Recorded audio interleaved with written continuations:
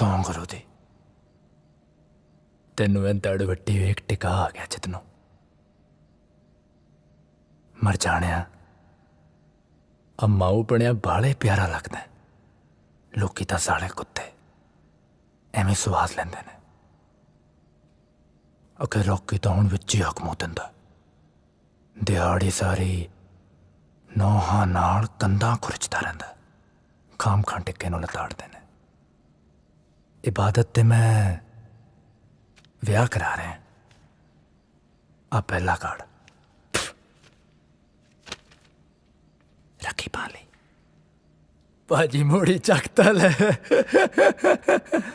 ओ सालिया ओ एड्डी उच्ची थां वैर पाए दा पूरा तां मुल तार दे कसुन नहीं तां एक अद्धी गाली वा दे।